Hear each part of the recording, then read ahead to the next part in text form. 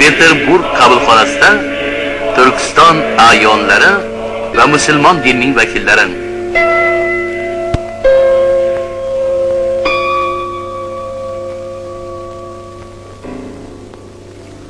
Xronikaning nodir kadrlari Livadiyaga Rus podshosi huzuriga Buxoro amiri podshoh generali keladi.